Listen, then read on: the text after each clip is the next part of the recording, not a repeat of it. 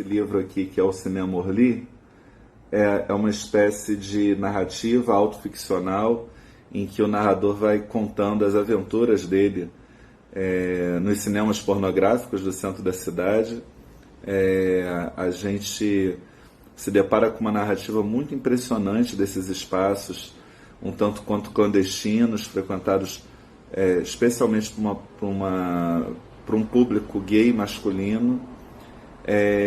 E a narrativa do Capucho tem muitas coisas que chamam a atenção, não só nas formas com as quais ele descreve os detalhes do cinema, dos seus frequentadores, das ações que ali se passavam na tela e na contratela, como também assim alguns elementos muito centrais na obra do Capucho, uma espécie de transfiguração do real que ele faz. Tem toda uma discussão também sobre a masculinidade, sobretudo uma masculinidade gay que aparece ao longo de toda a narrativa.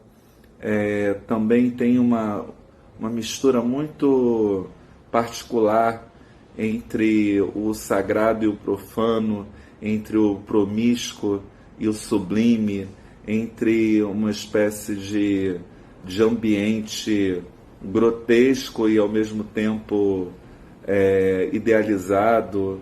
Enfim, uma série de coisas que atravessam essa narrativa e fazem desse livro um livro muito particular da literatura brasileira. O Luiz Capucho, nesse romance, assim como em todos os seus trabalhos, na verdade, tem uma escrita crua e direta, sem muitos floreios.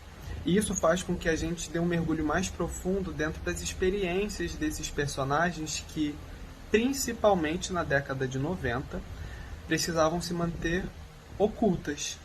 Essa forma de escrita, assim como seus personagens, subvertem a ideia de uma boa literatura, que tem uma escrita higienizada, limpa e que obedece aos preceitos de um determinado cânone. O Luiz Capucho, principalmente nesse trabalho, não faz nada disso. E é exatamente isso que traz uma grandiosidade para a obra. Por quê?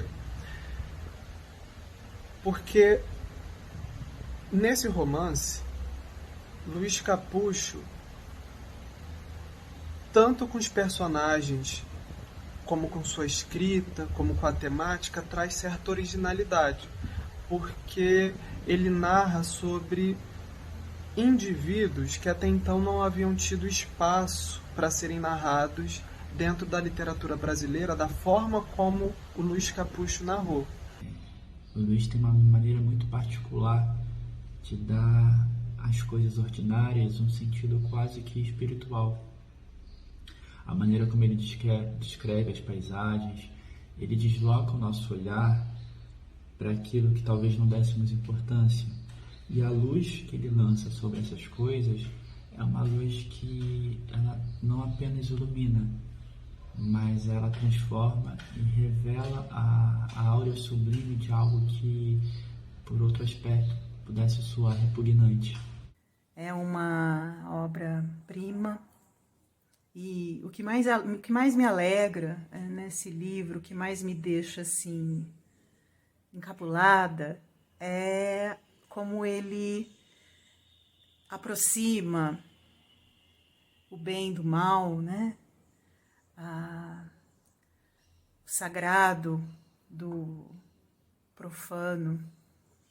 Essa dicotomia ela vai desaparecendo ao longo do livro. A gente vai ficando seduzido por uma possibilidade de uma existência que não é encerrada numa ideia única, né? Essa coisa tão falada hoje em dia e que a gente acaba perdendo de vista ao longo da nossa vida, porque a gente está sempre tentando ser uma coisa assim redondinha, perfeita e sem nenhuma questão que seja condenada, né?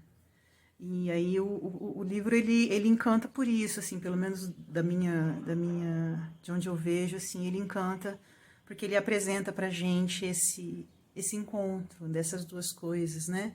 E traz então um refresco para a existência.